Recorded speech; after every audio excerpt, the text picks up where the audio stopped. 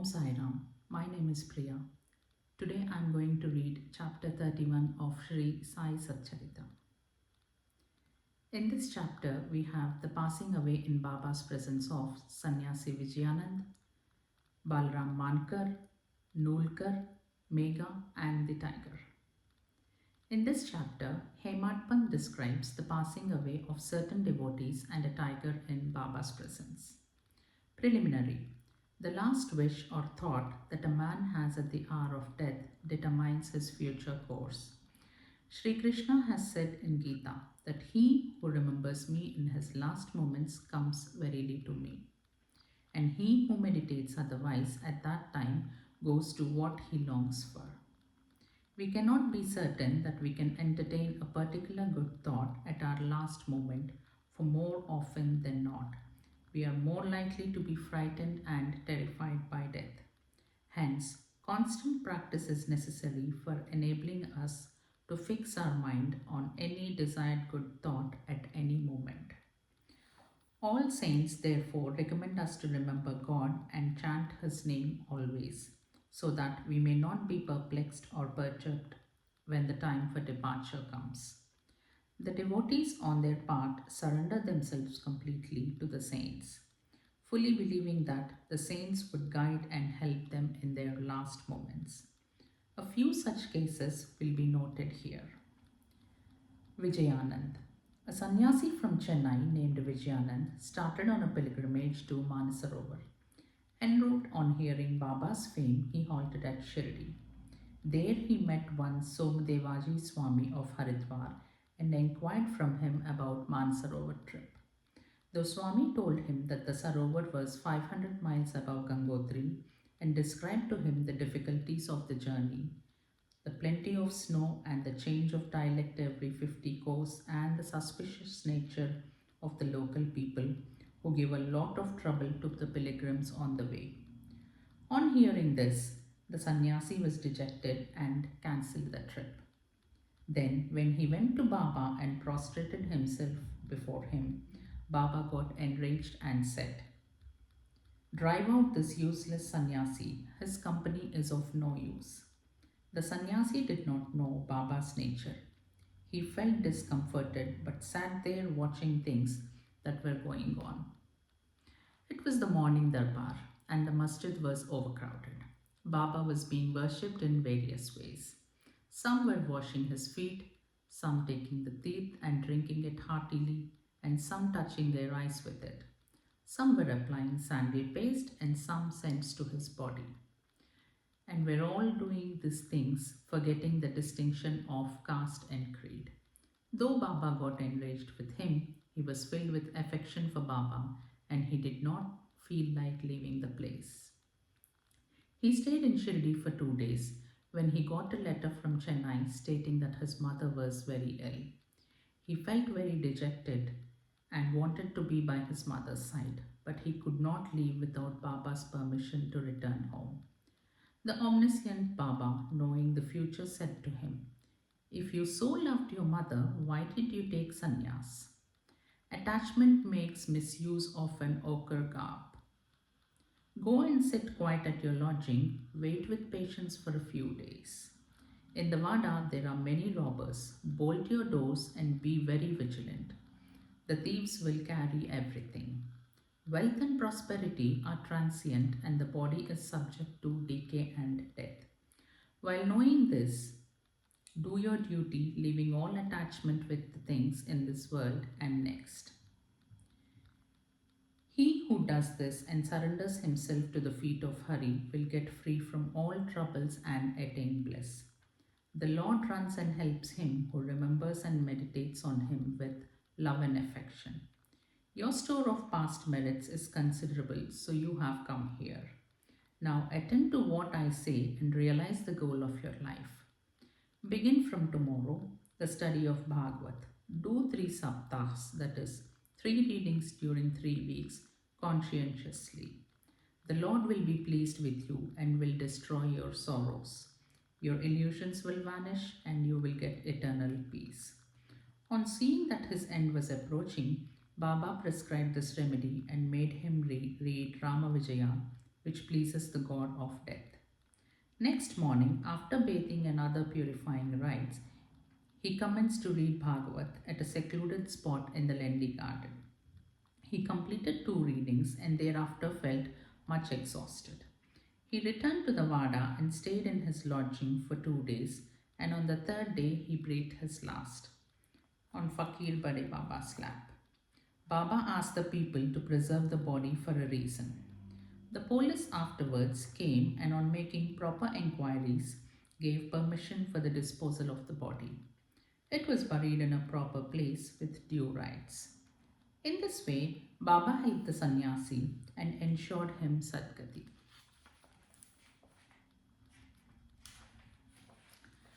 Balaram Mankar. There was a householder devotee of Baba by name Balaram Mankar. When his wife passed away, he got dejected and, entrusting his household to his son, left home and came to Shirdi and lived with Baba. Being pleased with his devotion, Baba wanted to give a good turn to his life, and he did it in this way.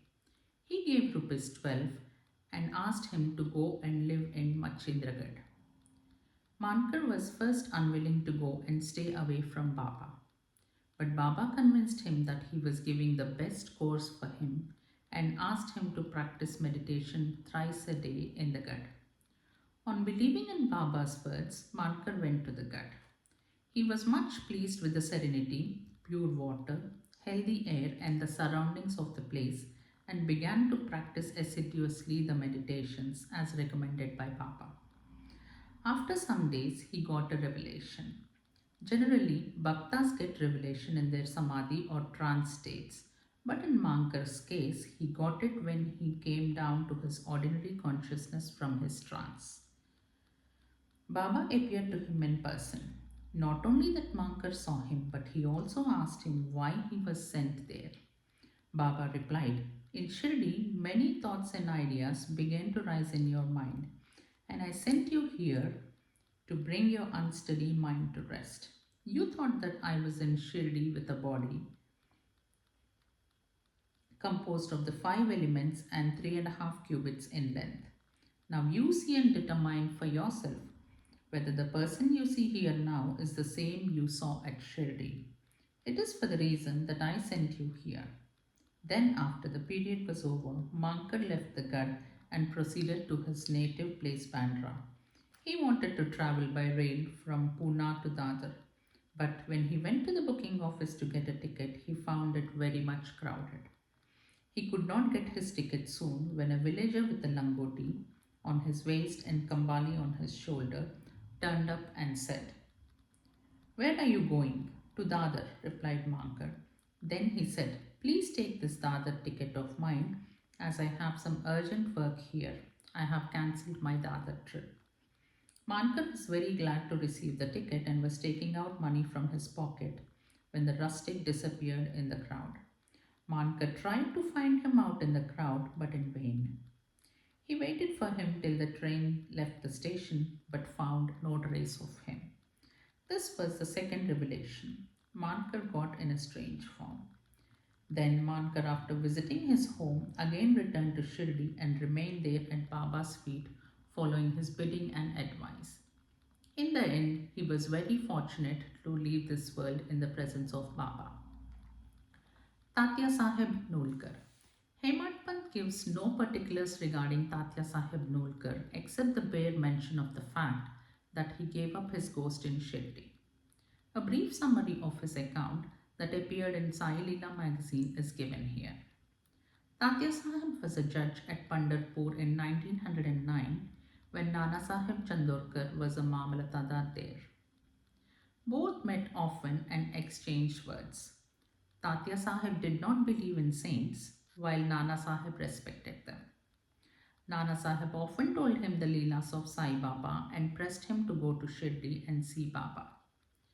Nolkar finally agreed to go to Shirdi on 2 conditions. He must get a Brahmin cook and he must get good Nagpur oranges for the presentation.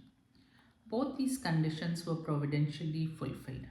A Brahmin came to Nana Sahib for service and he was sent to Tatya Sahib and a fruit parcel containing 100 beautiful oranges was received by Tatya Sahib, the consigner being unknown. As the conditions were fulfilled, Tatya Sahib had to go to Shirdi. At first, Baba was much enraged with him, but by and by, Tatya Sahib got such experiences that he was convinced that Baba was God incarnate. So he was enamored of Baba and stayed there till his death. As his end was approaching, sacred literature was read out to him, and at the last hour, Baba's Padtirth was brought and given to him for drinking. Baba, on hearing of his death, said, "Oh, Tatya went ahead of us. He won't be reborn." Megha. The story of Megha has been already described in chapter 28. When Megha died, all the villagers followed the funeral procession. Baba also accompanied them and showered flowers on Megha's body. After the obsequies were performed, tears flowed from Baba's eyes, and like an ordinary mortal, Baba showed himself overcome with grief and sorrow. Then, covering the body with flowers and crying like a near relation, Baba returned to the masjid. Many saints have been seen giving Sadgati to men, but Baba's greatness is unique. Even an animal like tiger came to Baba's feet for being delivered from demerits. It is this story which will be narrated now. Tiger. 7 days before Baba passed away, a wonderful incident occurred at Shirdi. There came a country cart and stopped in front of the masjid. A tiger was on the cart, fastened with iron chains, with its agonized face turned to the rear. It was suffering from some painful malady. Its keepers, three dervishes, had been taking it from place to place and making money by exhibiting it. It was the means of their subsistence. They tried all sorts of remedies to cure it from the malady it was suffering from, but all in vain. Then they heard of Baba's fame and came to him with the animal. They got it down with chains in their hands and made it stand at the door. It was naturally fierce besides being disease ridden, so it was restless. The people began to look at it with fright and amazement. The dervishes told Baba everything about the animal and with his consent brought it before him. As it approached, the steps retreated on account of the awe of Baba and hung its head down. When both saw each other, it got onto the step and looked at Baba with affection. Immediately it moved the tuft of its tail and dashed it thrice against the ground and then fell down senseless. On seeing it dead, the dervishes were much dejected and full of sorrow, but on proper thought they came to the terms with it. They considered that as the animal was deceased and nearing its end, it was very meritorious on its part that it met its death at the feet of Baba. It was their debtor, and when the debt was paid off, it was free and met its end at Sai's feet. When any creatures bow down their heads at saints' feet and meet death, they are liberated. Unless they have got a good store of merit on their account, how could they get such a meritorious end? Bow to Sri Sai, peace be to all. Jai Mohanji. Thank you.